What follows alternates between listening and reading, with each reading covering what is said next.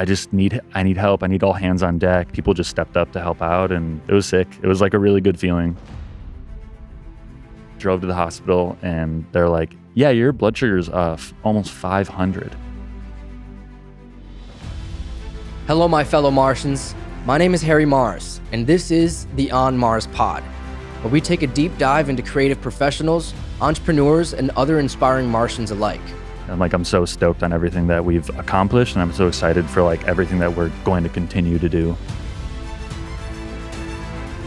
I took over doing all of the operating in April, and what a fucking blast. Really incorporate your community into what you're doing. That's been sick. It's so helpful to do that, and I really feel the support of everybody that's around me.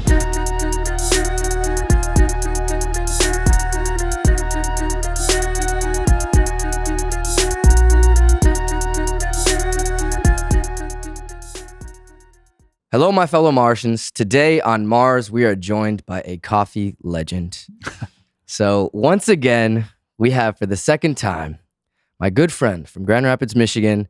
We have Jon Bailey, aka Jon Coffee, in the building. What's up? What's up? Happy to be here. Thank you, Jon. So I am in town for one of our good friends' wedding, and it was a situation where literally 2 months ago, Jon was like, yo, we should do a podcast episode in the Roastery, because now Lantern Coffee has their own roastery. And I said, dude, I'm coming into town this month, so let's make it happen. And yeah, here we are. Here we are. Yeah. So in the 4 hours we have available the whole weekend. Yeah, literally. I was like, well, this window of time is all I got. So, and you're like, all right, cool, let's make it happen. Yeah. So thank you for making it happen. Absolutely. So if you guys didn't watch already, I think it was episode 23, December of 2023. Jon Bailey was on before. And if you don't know already, he is the owner of Lantern Coffee in Grand Rapids, Michigan, my hometown. Also the first and only sponsor of the On Mars Pod. So shout out to my boy, 2 bags a month. If you go to lanterncoffee.com and use promo code ONMARS, or make it easy, go to onmarspod.com/lantern, takes you directly to the coffee selection. Love it. So yeah, that's how we do things on this side. So yes, like I said, we are in the Roastery. So this is a whole different venture that wasn't even existent the last pod episode. So this is a lot to get into. We're going to do it kind of short because we have limited time, like we said. But yeah, I think it was important to talk about, the things that have happened. And but yeah, so let's get into it, man. So you've been in the coffee business for over freaking 10 years. Yep. Probably closer to 15 at this point. Yep. It'll be 11 years in 2 months. Amazing. Yep. And that's overall coffee, right? Because then you worked at Lantern in 2016. Yeah. Right? So I've been into specialty coffee since 2012. Okay. So 14, what is that? I can't do math. Yeah. 14, what was that? 13 years? 13 years, something so like that. I've been into brewing coffee at home for 12, 13 years. And I started in coffee in 2014. So I'm coming up on 11 years here. Beautiful. Fairly soon. Hell yeah. And also, I do want to do a little cheers. He brewed some delicious coffee that I will cut to and probably put some of that in the intro. Thank you so much. We're drinking a natural anaerobic Ecuador from a producer named Jose Saratama. Beautiful. Banger coffee. Comes out on the site tomorrow, but by the time you're watching this, it'll probably be gone. Check the site. Who knows? For sure. But yeah, super crazy coffee, super strawberry forward, chocolate, very, we were saying today, aggressively tart, aggressively fun. This coffee is. Love it. No, it's delicious. I'll put a picture of the bag here so you know exactly what he said, what you're looking for. Because some of these people will see that and be like, what did he just say? Yep. But just know it came from Ecuador. So you have suppliers in Ecuador, Colombia, Honduras, Guatemala. Yep. So you're plugged in, dude. Yep. So the co-ownership of Lantern, I want to talk about that a little bit because the last time we were just saying this, the last time that you came on, you had kind of just begun your journey as a co-owner, so kind of still getting the ropes and stuff. But now it's been 3 years. Yep. It'll be 3 years next week that I've been an owner. Amazing. Yep. So in that time, I guess maybe even since the last pod ep, I guess, what have you really learned and what kind of challenges have you been faced with in the past couple of years? Kind of the same stuff. I mean, probably any business owner in any industry, they face leadership is tough. I think I probably talked about this on the last episode, just like playing the fine line between like being people's friend and being nice to people and trying to accommodate people financially and their schedule and work-life balance is hard because I'm human too. I try my best to provide my staff with all of those things, but also like I need those things. Like I do need work-life balance. I do need to pay myself. Yep. And so that's hard, but I'm really lucky. I have a good staff right now that's very, accommodating to me just the same way that I'm accommodating to them. And there's no butting heads. And that's kind of just like the culture we've cultivated at Lantern. And I think people kind of catch on to that once they start. And I've got 2 employees that have been with me for 3 years, which is not super common in our industry. So yeah, dude. Well, I feel like having that almost like family type thing is tough because you kind of have to like walk the line of like being their friend, but like you're still their boss. So it's like, yeah. And like, that's something like the whole family dynamic is something I try to stay away from actually, because a lot of small businesses will use that to like exploit their employees. Ooh. They'll be like, but we're like family. So, you got to help out. And so for me, I'm like, if I do need help, I'm like, hey, you're welcome to come help. I need help. But, I always say like, but if not, I get it. Like you got a life, like you're doing stuff or whatever. Yeah, that's cool. And so I try to respect people's boundaries, and I've had to learn to say no. You know what I mean? Like we get asked to do, whether it's like an event offsite, and like if I don't have the staff for it, I just say no. Like if we can't make it work, we can't make it work. And that's just the nature of the beast, and that's just business. For sure.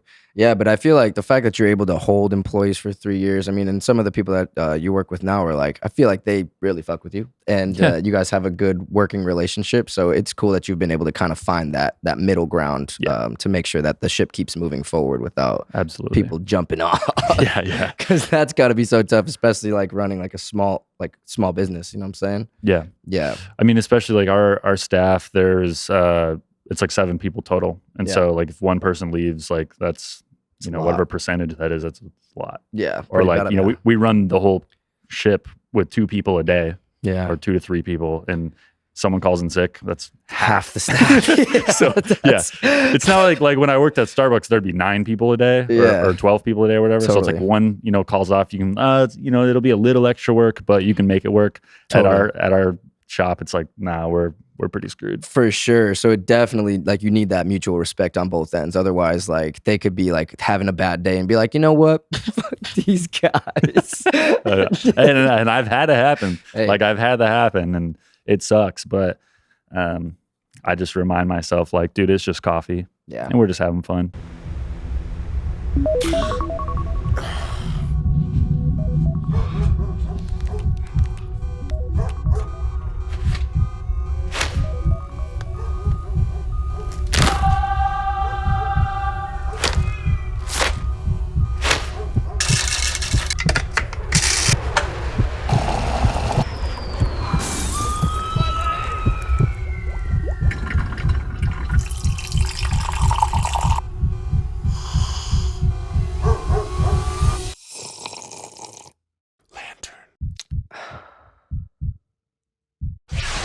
Today's episode is sponsored by Lantern Coffee, based out of my hometown, Grand Rapids, Michigan.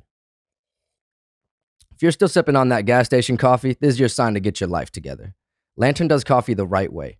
Whole beans, small batch, straight from the source. I personally get 2 bags a month myself. It's what fuels us here every day on Mars. If you want to taste what I'm talking about, go to lanterncoffee.com, use promo code ONMARS for 20% off of your first order. That's lanterncoffee.com, use promo code ONMARS, 20% off your first order. Treat yourself, because friends don't let friends drink bad coffee. Let's get back to the show.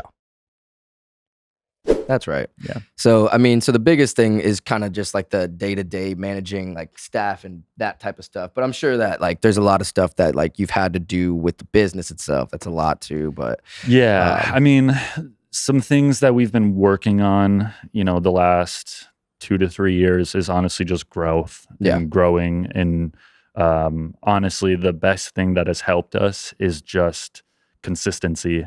Nice. And just delivering a good product, delivering a good service. getting to know our community and being involved with that community in an actual meaningful way. Yeah. And so what I have started doing, we get asked for donations a lot. And if it's an organization that we fuck with, I don't just like donate them money or donate them product. I will tell them, let me come to your event or your organization and let me serve people. Ooh. And so that's a way of me donating my product, my time, but also I get to meet every person. Connect, yeah. And hi, my name is Jon. I'm the owner of Lantern. And they're like, whoa. Yeah, like, oh, I know the owner, or oh, I've been to your cafe or whatever. Like, I love that place. The and personal they're like, connection. I get, and it's the personal. They know you, and then you have a conversation. You get, oh, you have 2 kids. Oh, they're into soccer, and then I put that up here, and the next time I see them, I'm like, hey, what when's soccer season start up, or you toss out something you talked about previously, and they're hooked. And it's like a guaranteed way just to foster that community and actually like really incorporate your community into like what you're doing. And they start to pay attention to what you're doing. They start to get invested into what you're doing. And that's been sick. Like it's so helpful to do that. And I really feel the support of like everybody that's around me. For sure, man. And it's almost like you've like humanized the business and like put a face to it. Like you are the face of Lantern, you know what I mean? And I think that goes so much farther than, like you said, just like sponsored by Lantern is on like a poster, Right. I love that. So there's another thing that you've been doing this before we had the other podcast episode, but the traveling out to these different places and meeting up with these farmers. And there's a guy named Efren. Yep. And what's his last name? Efren, I don't remember his last name. Hey, all good. Well, shout out to Efren. No. Shout out to Efren. Let me pull it. Hold up.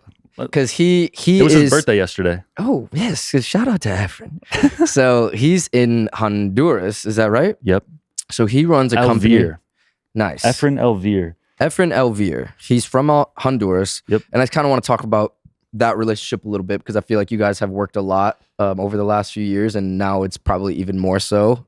So I just kind of want to talk about this relationship. Yeah. So Efren, he runs. He's kind of the HQ down in Honduras for the cacao program we work with. He actually doesn't work very heavily in coffee, but he has made our coffee connections down in Honduras. Gotcha. So actually right behind Harry here is a big Honduras flag. Honduras is the first coffee that we ever imported.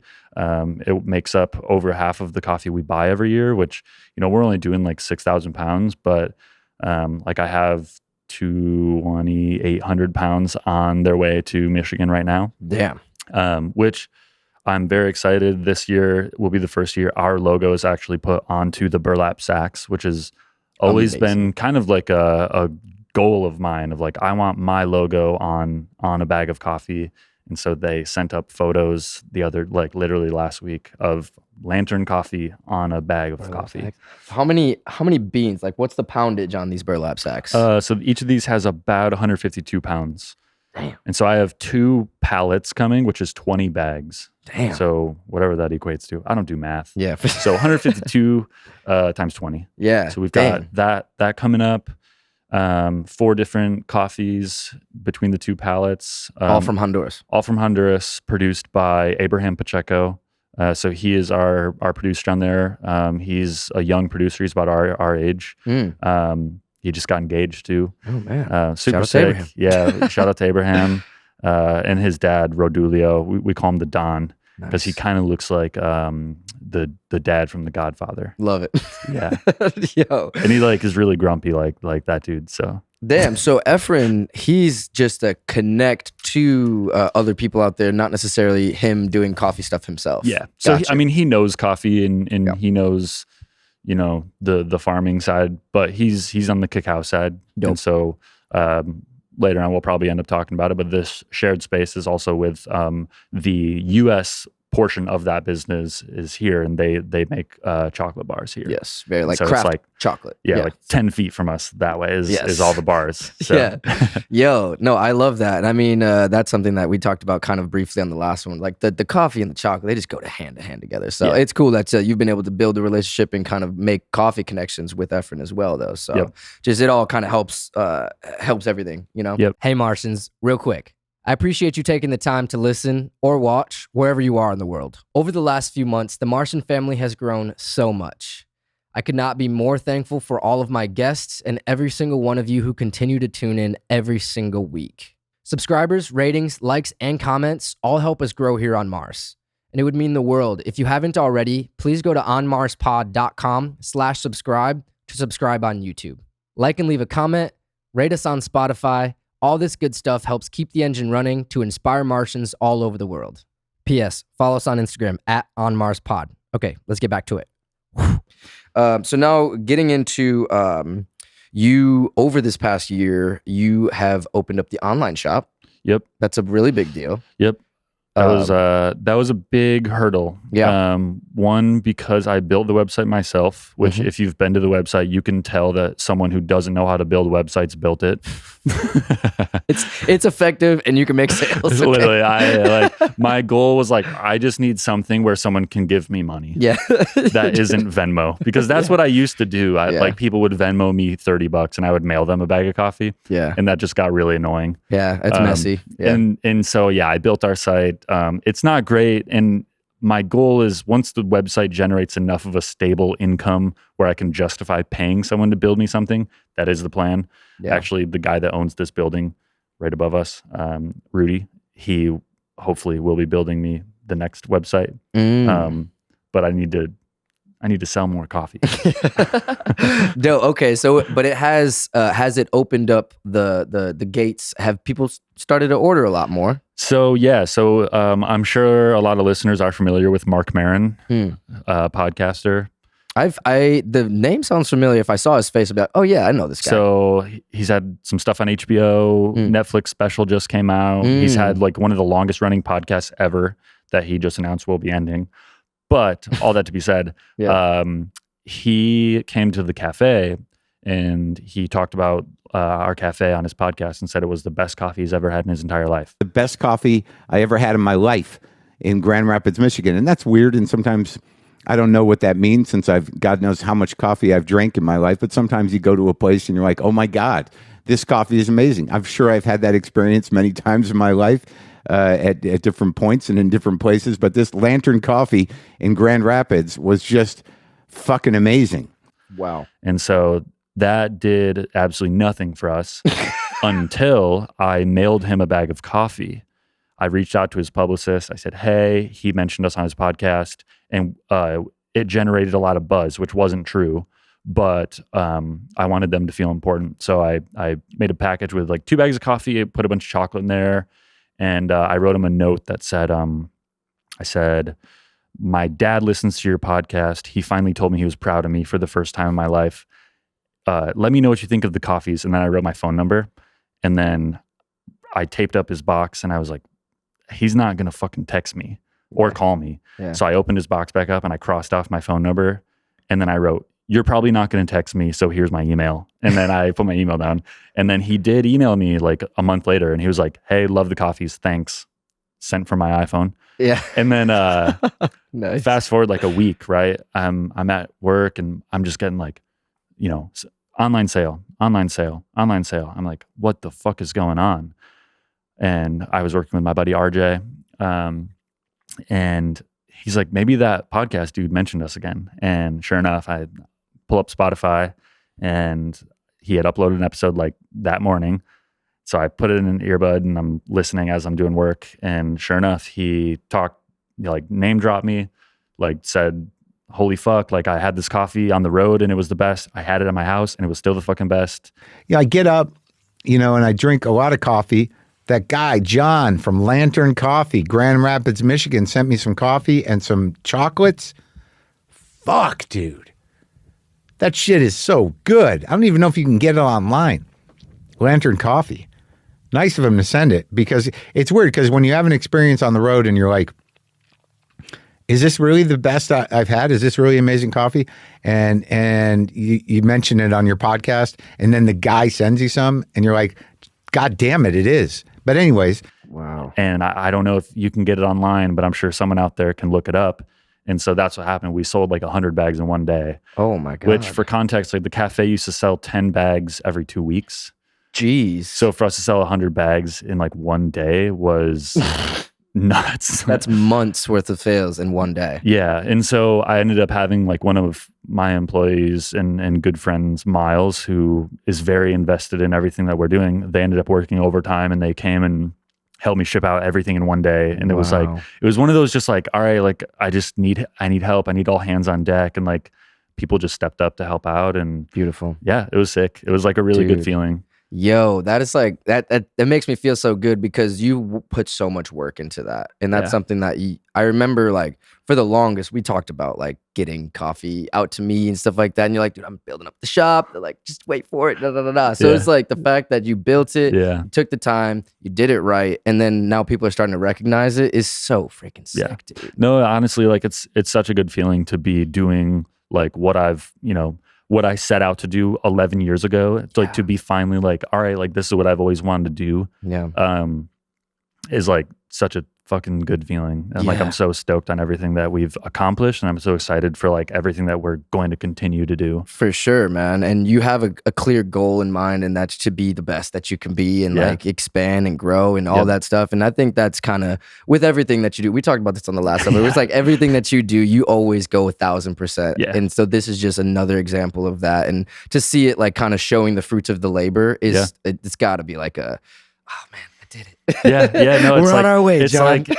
It's like getting to the top of the hill, you know what I mean? Like I've made it, and then now it's like, all right, there's another hill. Yeah. But now I just got to keep pushing. Like, look at that hill. How do we get over there? Yeah, exactly. Yeah. Dude, I love it so much. So now we can kind of talk about, because you got the roastery, and before you got your own roastery, you were working with like a third party, pretty much roaster, and you were paying for their space and kind of doing that whole thing. Yeah. But taking over that process, when did that officially flip? So it started this past April. So less than a year ago. Yeah, like 3 or 4 months ago. Yeah. We finally got operational in this space, which took a long time, just with working with like the state and making sure that we were like up to code, getting the like exhaust venting to go up the top. That's the biggest thing. Yeah, it was very expensive, and we wanted to make sure that like we were gonna, before we invest all this money, because we put, I don't know, $20,000, almost $30,000 into this space.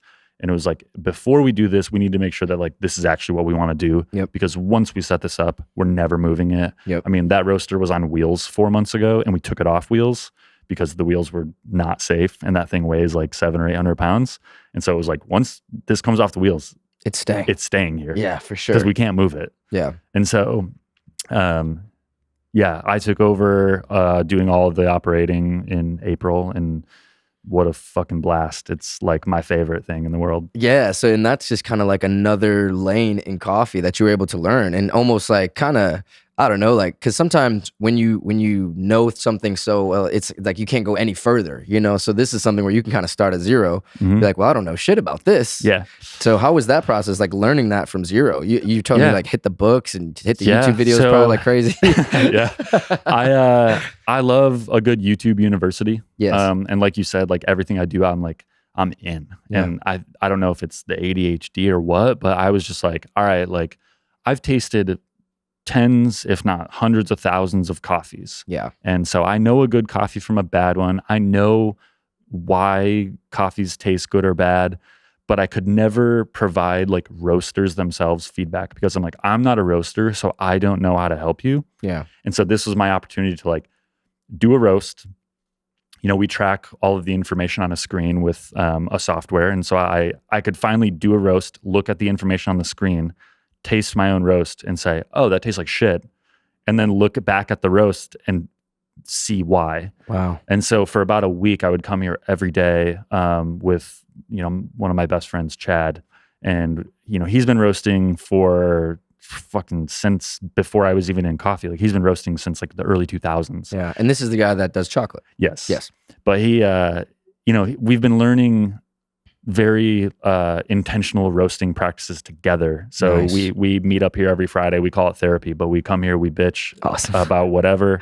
We crack beers and we talk roast theory and if you shorten the first phase of the roast by 30 seconds, what does that do to the flavor? If you extend the middle phase by 2 minutes, what does that do? And we talk all these theories, and I learned how to roast in about 3 days. Damn. So just like trial and error, like trial literally and error. trying it. And a lot of watching YouTube. Roast Summit is what I watched a lot of, specifically Roast Summit 2022. What is Roast Summit? It's Roast Summit is a big event every year, usually out on the West Coast, where it's like a weekend long of just like seminars where people go to learn roasting theories, roasting practices, things involving roasting, and like certain science experiments that roasters or roaster adjacent companies do. Like quick tidbits. There was like a dude that did a 2-month long blind study on resting your coffee. So letting your coffee, 1 day after roast, 2 days after roast, 3, up to like 60 days, and like each different type of coffee and which one's peak flavor at what rest day.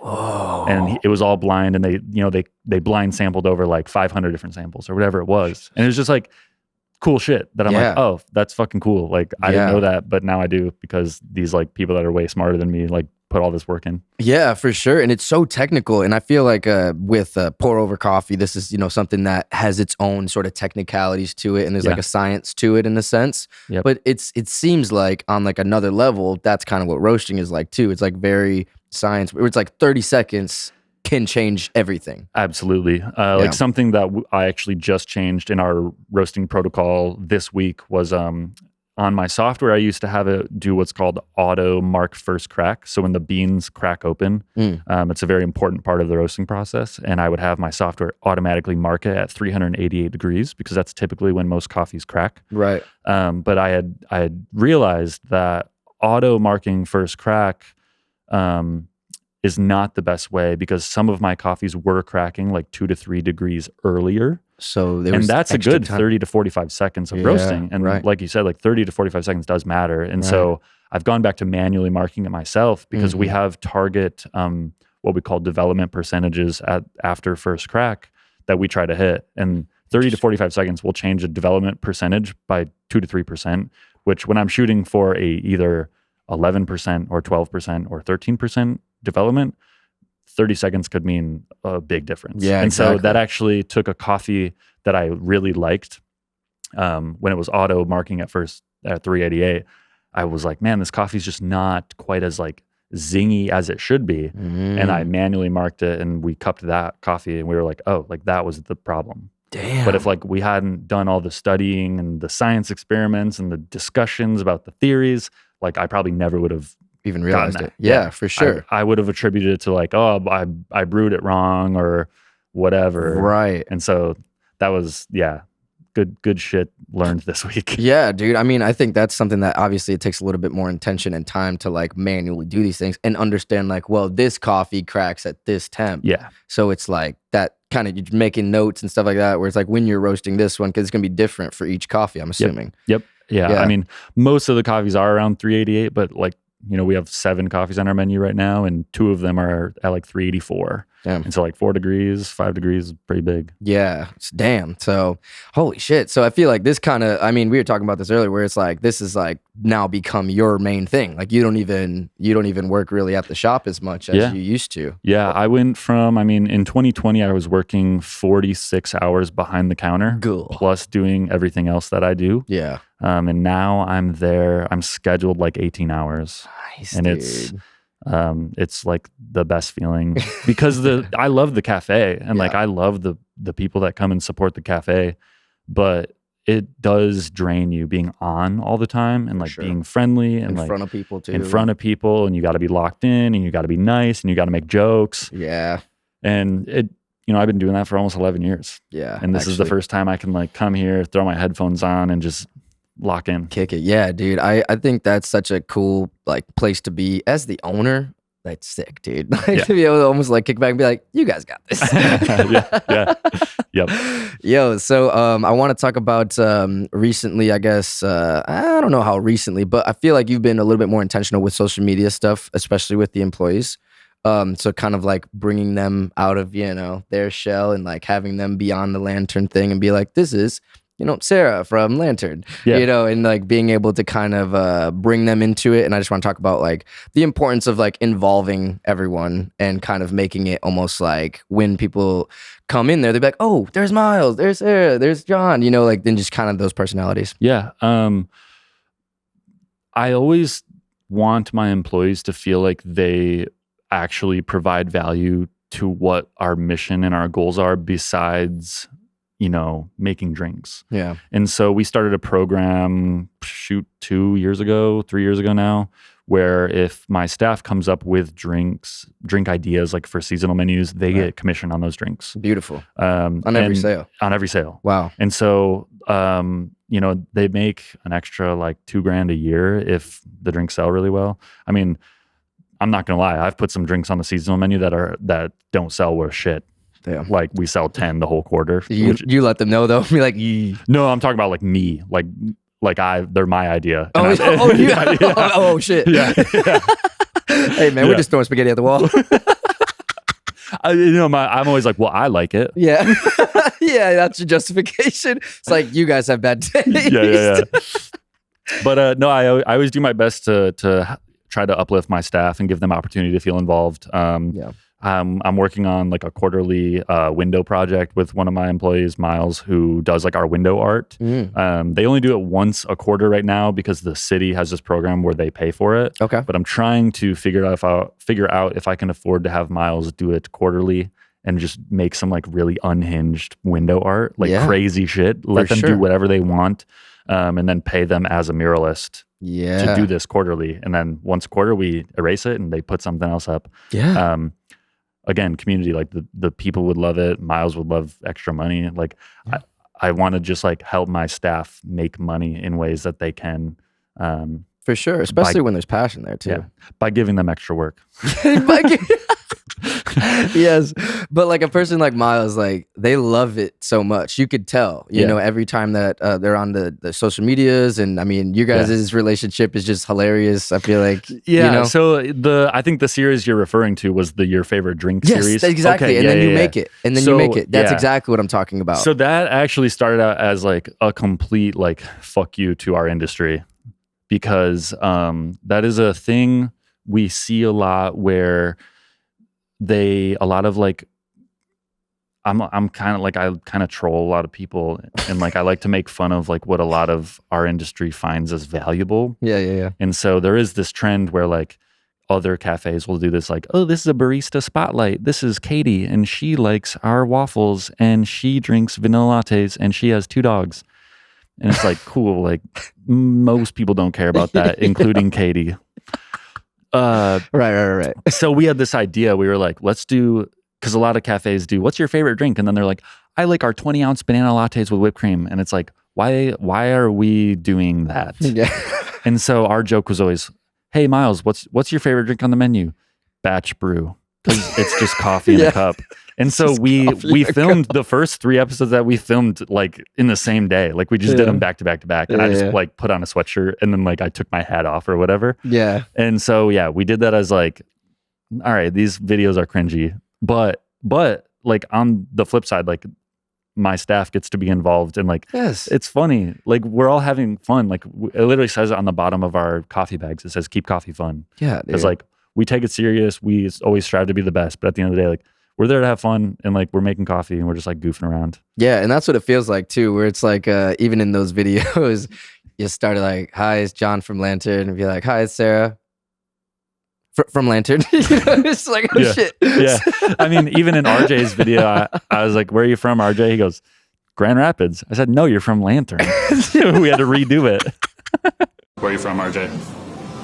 Grand Rapids. No, you're from Lantern. Take 2. What's up, everybody? It's Jon from Lantern, and today I'm here with RJ. Where are you from, RJ? From Lantern. RJ from Lantern. All right, RJ, what is your favorite drink? My favorite drink to make is espresso. Let's make one. Yo. And the way he's like, Grand Rapids, like he was all excited. Yeah, exactly. I'm like, no, dude, wrong answer. Yo, I think like there is something to like making it fun, making work fun too. Yeah. And it's just like you're clipping mics on like coffee bags and shit. You know? One of them, I had the mic on a parking ticket. Yeah. Yeah.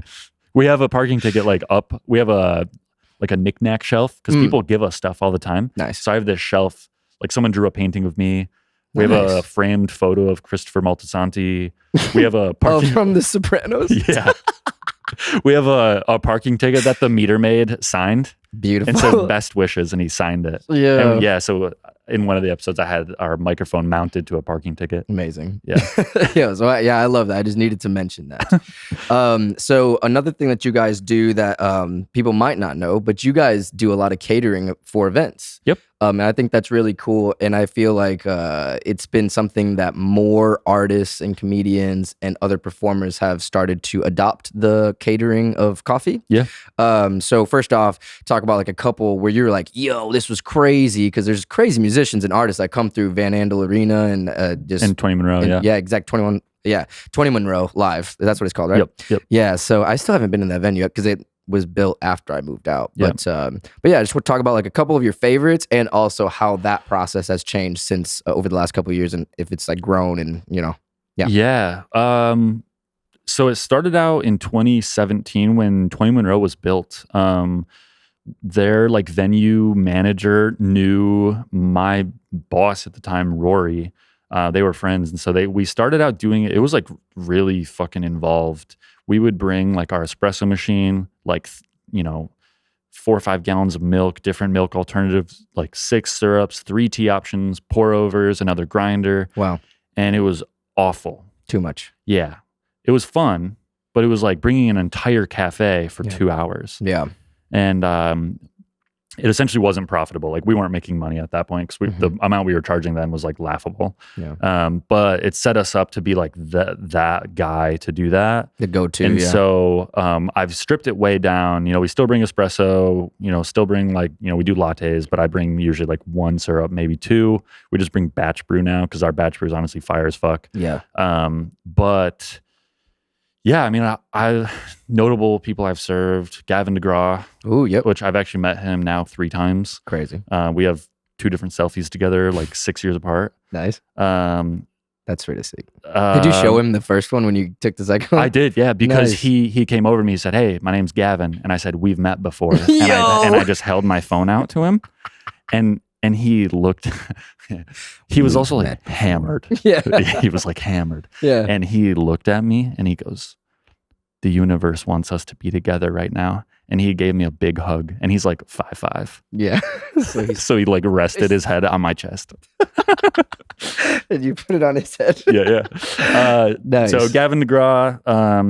Oh, you guys did a Sal Volcano, I saw that. Or Yeah, we Or did. Sal? Yeah, Sal? Sal. Sal Volcano. Yeah, we did that. We just did Jim Gaffigan like 2 days ago. I did Theo Vaughn earlier this year. Oh, that's right.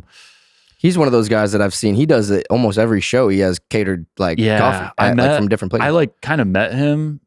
I mean, because sometimes we don't actually meet the artist. Right. So the ones I'm listing off are people I've actually met, but I kind of met him, kind of didn't. He was like there next to me and he was like, "What's up, man? I'm Theo." And I was like, Something. I was like in the middle of cleaning up. Yeah. And then, I don't know, it was weird. Yeah. We met Kelsey Ballerini, which my wife came and helped me with that one. They like met and they talked for like 15 minutes, took a picture together. That's cool. Who the fuck else? I like Stevie Nicks walked by me. What? She's like a skeleton now. She's like really thin. Damn, how old is she now? I don't know, probably like 75. Damn. Marilyn Manson was probably the weirdest one because one was really nice, but Hell 2, yeah. he was like, "This is the best coffee I've ever had." Can I buy that bag? He like pointed. He's like, "Can I buy that bag?" It was like our 5-pound bag. Yeah. I was like, "Yeah, for $100." And he was like, "Deal." You And they just gave me $100. Damn, dude. I did Lincoln Park a couple months ago, What? and they like the whole crew like pulled in money and gave me like a fat tip. Dude. Nate Bargatze last summer Oh. tipped me fat. It's Nice. very nice. He said, "Here's your tip. We're gonna go play pickleball." And then they all left.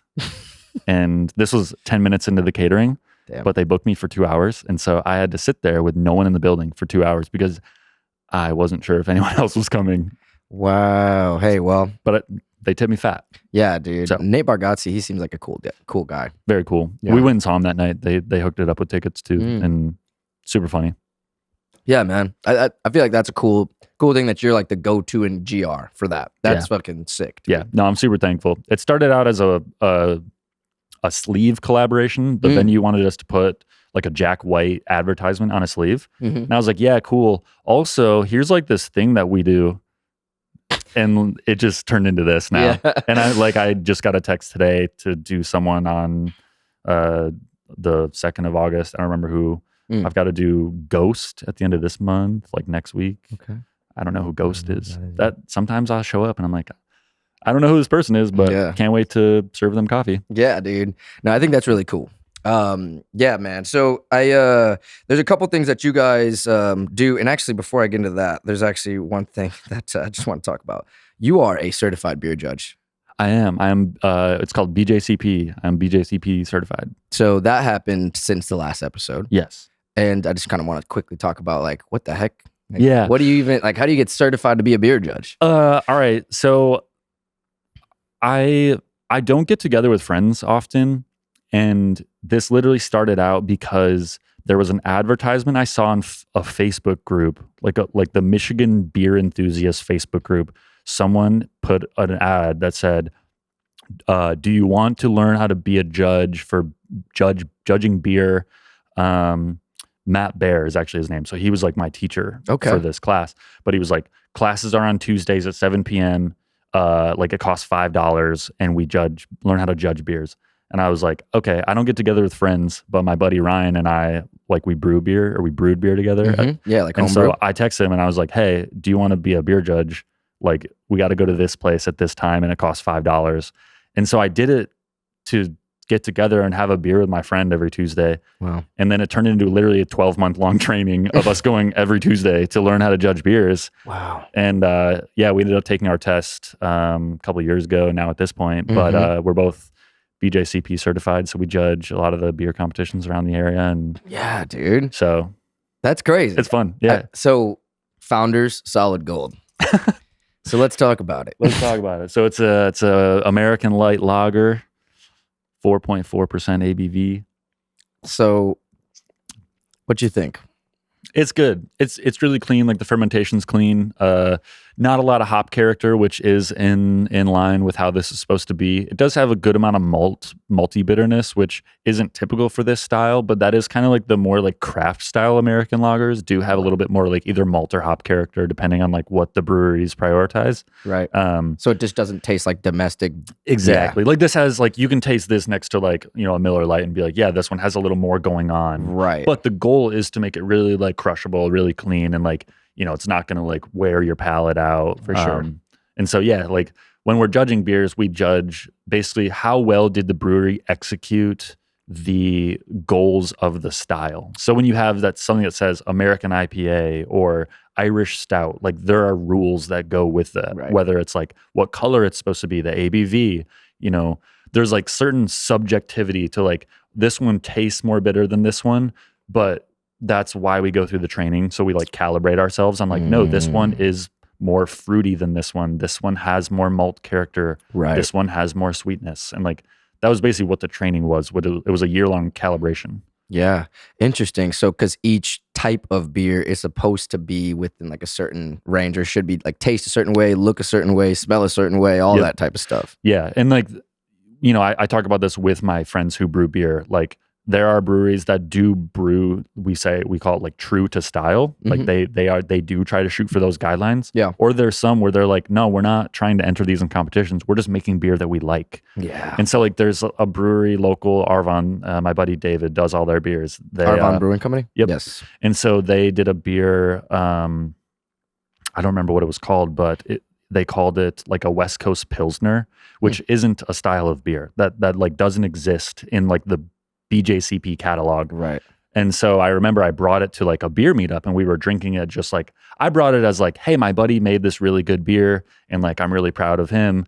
And I remember one of the guys being there being like, well, this one is 5.2% and Pilsners can only be this. So like it would lose points for that. And I'm like, yeah, but like they're just, like who cares? Yeah, right. And so like I can kind of see both lines of like, yeah, it's fun to judge beers just because it's fun to do, but I'm not out here like going to breweries with my notepad. Yeah, like, exactly. You know like, I mean? nah, Yeah, take yeah. one sip and be like, I don't like it. Yeah. Take it back. Oh, is that 5.6%? I'm not drinking that. Yeah.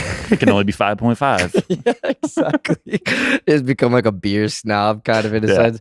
Well, I mean, it's because there's like an art to it, because especially because you did homebrew a lot. Yeah. So it's like you kind of respect it a little differently Oh, 100%. than like someone who doesn't Yeah. know how to brew beer. Dude, I mean, I haven't brewed in about a year now, since I got diagnosed with diabetes last year. Yeah. And so I don't drink that much beer now. And the Mhm. stuff I do drink is like low ABV, low calorie, low sugar. Yeah.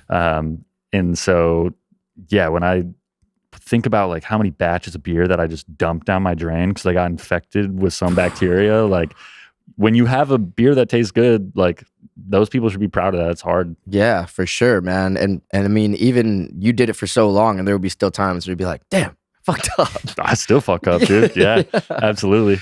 Man.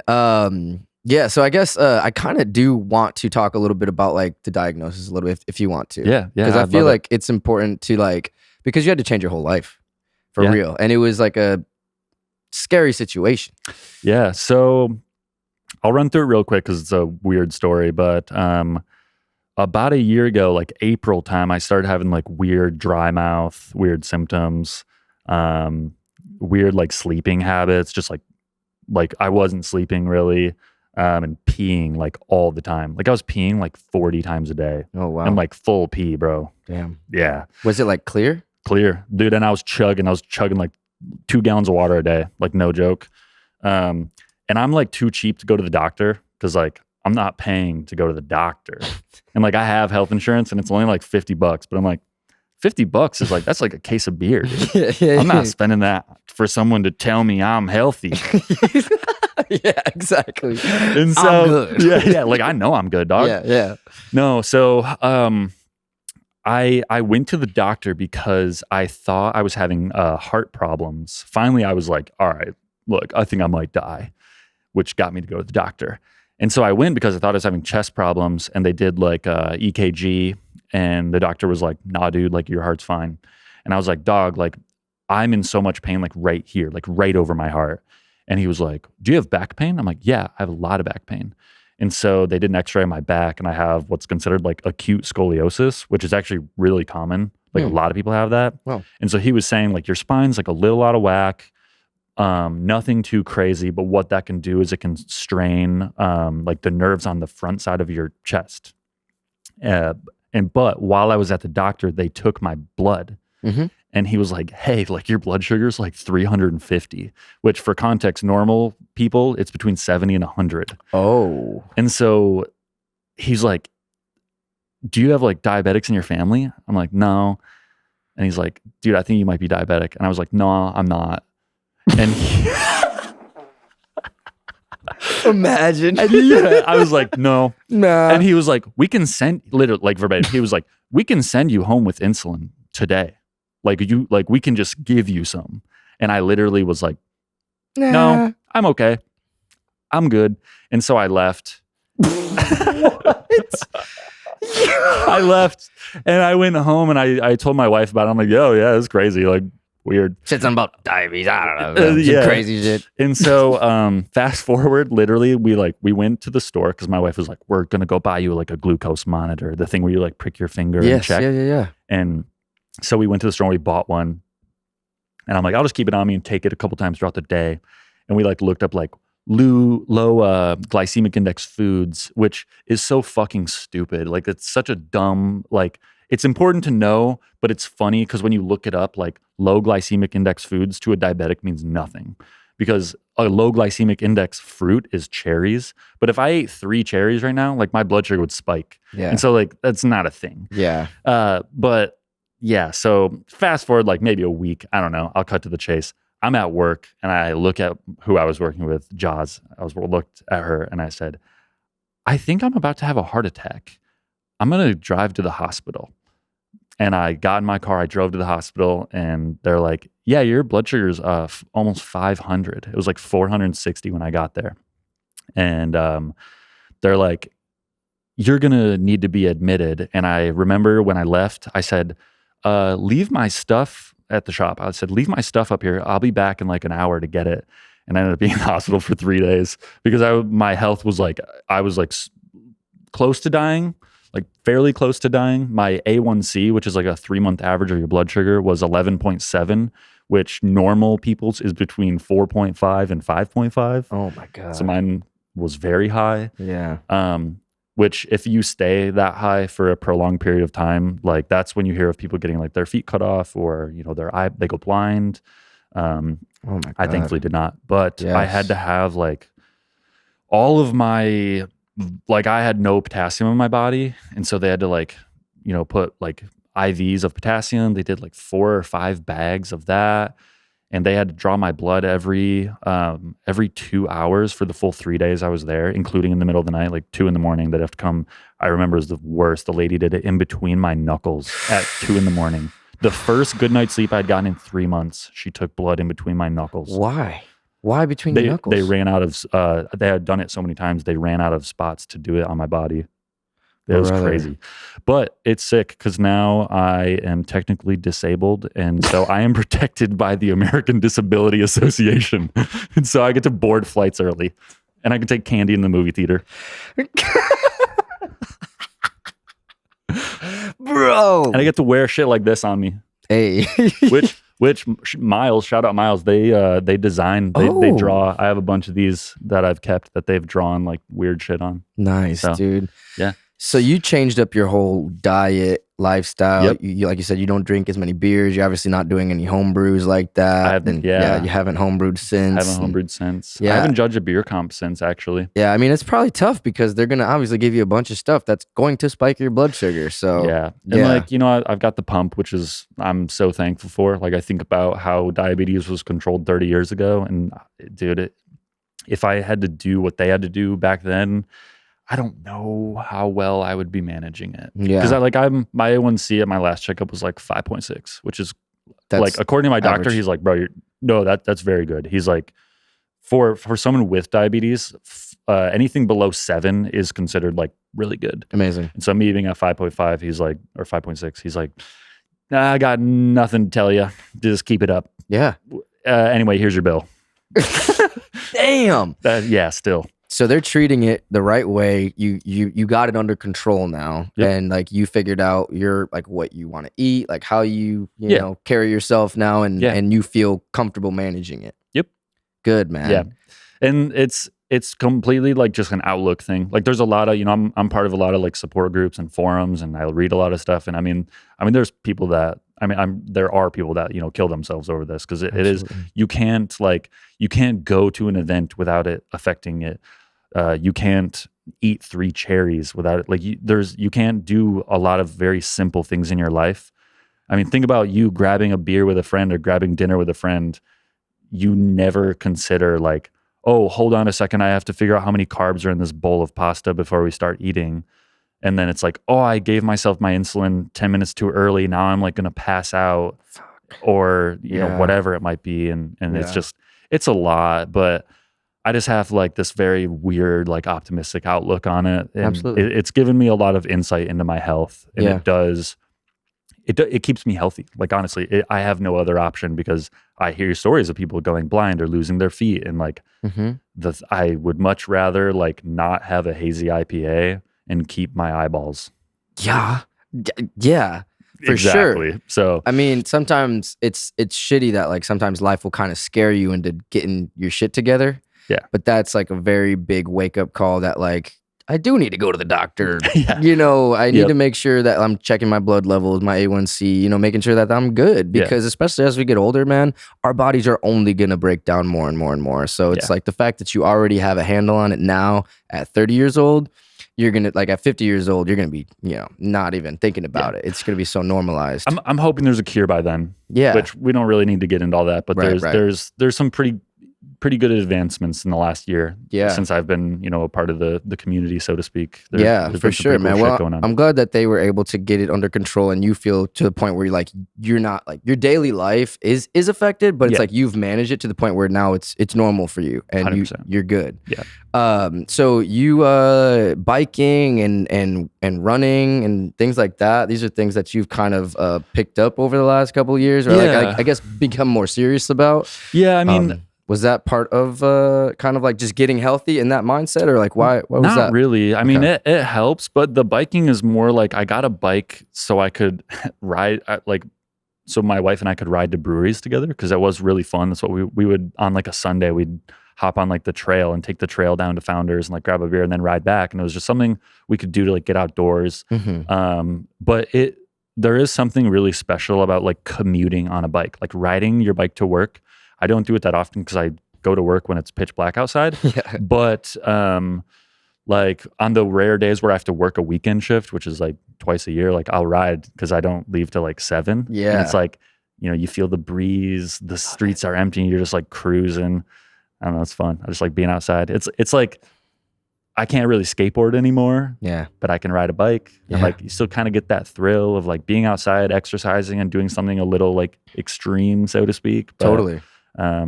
It's just fun. Yeah. So were you running too? I was. So I got really into running during COVID, actually for my depression, which we don't need to get into. That's a long story. Running was helping a lot with that. Yeah. And it got to a point where I was running, I don't know, 20 miles a week just for fun. I just run around my neighborhood. And then it got to a point where I was like, oh, well, my mile time was only 7 minutes and 45 seconds average. And, in 6th grade, I ran a 6:59. So I need to be better. And then I was just like, all right, what am I doing? I'm running around my neighborhood with no shirt on. Like, like I need to be real with myself. And then my knees started to hurt, which is why I bought a bike, actually. Yeah. Everyone that I would run with, they're like, oh, you're not running anymore? I'm like, no, dude, like my knees fucking hurt. They're like, you should get a bike. I'm like, all right. And so I bought one on Facebook Marketplace for $50, and I just stroll around town. Yo, I mean, with my shirt on. Nice. But that also keeps you healthy too, like biking, and that's just like another form of exercise that kind of, and also I feel like any form of exercise kind of clears your mind, gets you a little bit more like centered and in your body, you're breathing, you're having to hydrate, all these things. So yeah, man. And I guess like I wanted to talk about also like real quick, you guys do collaboration, Friendship Miles. Yeah. So you got the Lanty run. Yep. We've been doing the Lanty run. We started in April. We do one a month. Friendship Miles is ran by one of my good friends, Sammy Bennett. They run this awesome nonprofit that just encourages, welcomingness in the running space and the local exercise community, and getting more people involved in their organization. Yeah. And so we put on these runs once a month. That'll be ending later this summer, but everyone meets at Lantern. They go run either like 1 mile, 3 miles, 6 miles. Some people do 10, and then they all come to Lantern after, spend money. And then we donate money back to Sammy's organization. Amazing. But we also like sponsor they do Pride Month runs. Nice. So it's called Glide with Pride. We actually do that for free, and donate coffee to them. And then, and that's one of those events that I go and I serve it to everybody. And we found this niche where like a lot of these running, like hyperactive exercise people now, like we're the cafe they come to. Yes. And so we keep joking around that someday we're going to be the Jock Cafe. We're going to, get some TVs. Athletes. We're going to get some TVs up in that bitch and like play the Super Bowl or something. Yeah. Yo, Lantern's really changed. Yeah. Damn. Okay, that's cool, man. Yeah. So we're trying to wrap up here a little bit, but I do. There's one thing that I need to bring up: brick oven pizzas. Oh, dude. Yeah. All right. Yeah. So I bought my first house. This was 2018. Yes. So however many years ago that is. And when we bought that house, I remember talking to like every friend I had, and I was like, dude, I bought my house. We're going to be throwing these parties. I'm going to buy a pizza oven.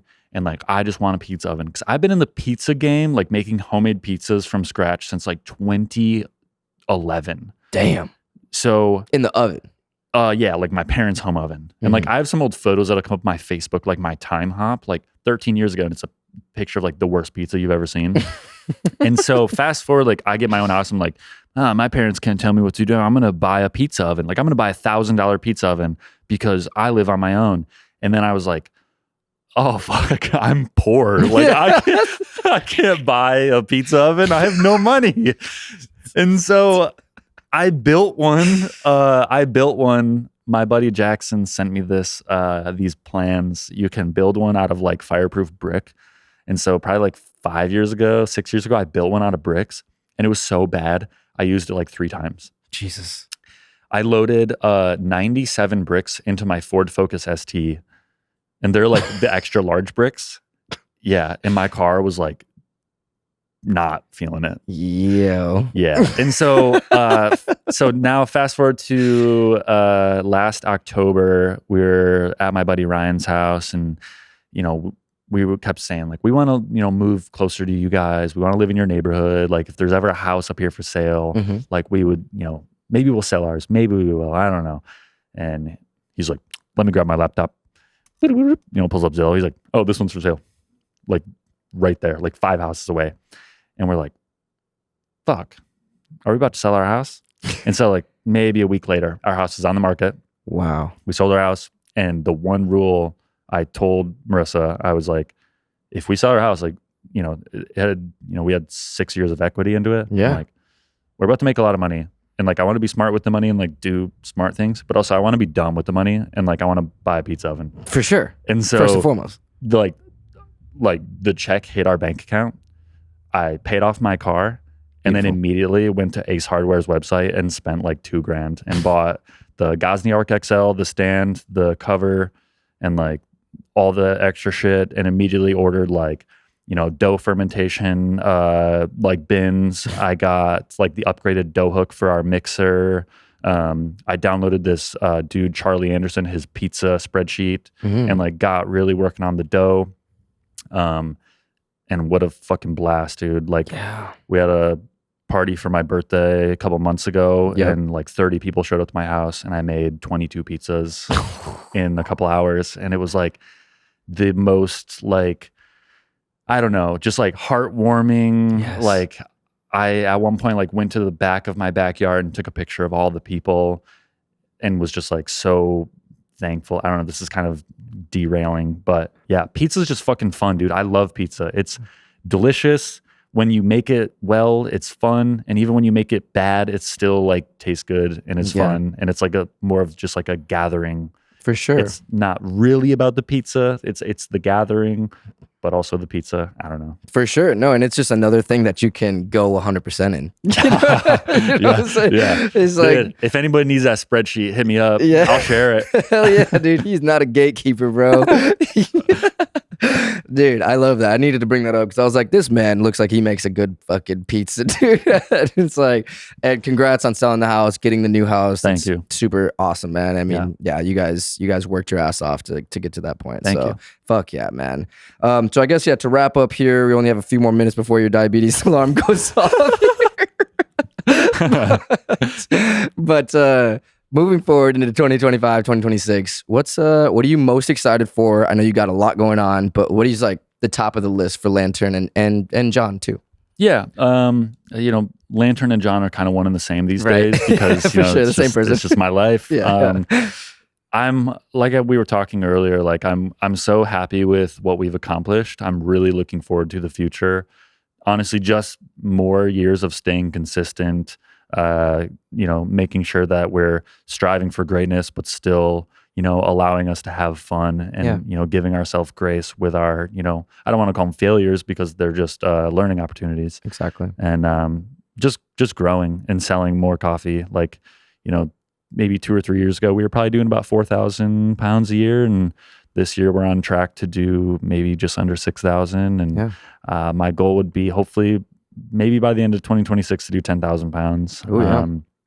And just keep getting more reps in on the roaster and keep cupping more coffees and sending out more coffees to you and to you watching. And, just doing the thing. Yeah, man. No, I love it, and I think you're only gonna go up from here. You've only leveled up every year that I've known you. I feel like every year we talk, it's just boom, boom, boom. So it's gonna get to a point where maybe it'll plateau, but I don't know, bro. I don't know. It's like 10 years of progression, dude. This is actually funny because I saw a TikTok the other day, and this is just me joking around, but it was funny. I saw a TikTok. There was this dude that said, "Send this video to your friend that's more successful than you, and they need to stop sending you Venmo requests," or something like that. Yeah. And I commented this in joke, but I commented, "I have nobody to send this to." Yeah. Yo. Obviously joking, but Yo, top of the top right here.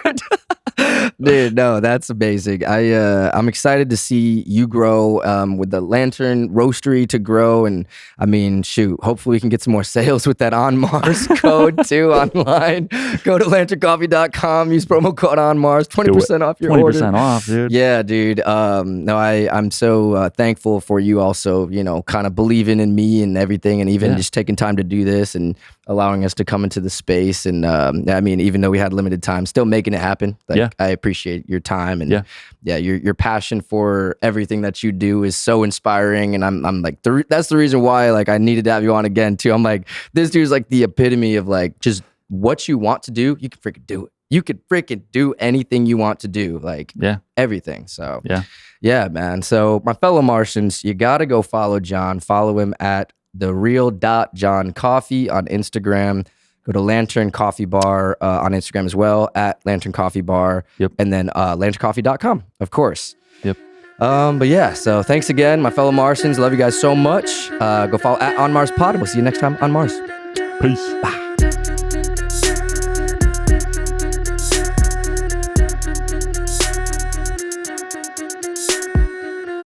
Hey guys, thank you so much for tuning in and watching this episode of the On Mars Pod and for sticking around to the end, man. I really appreciate you guys. You are the real Martians. Like this video, comment below what your favorite part was, what was most inspiring to you. Subscribe to the channel, hit that bell for notifications here on future interviews coming out soon. And also follow us on Instagram at On Mars Pod. Love you guys so much. We'll see you next time on Mars. What's up, YouTube? I think I made that same joke last time. You can probably pull up the footage. Buttery, flaky crust. There's nothing I like better than that buttery, flaky crisp. We're live. We're live on YouTube. We're live on Justin TV. All right. Exciting stuff. Ready?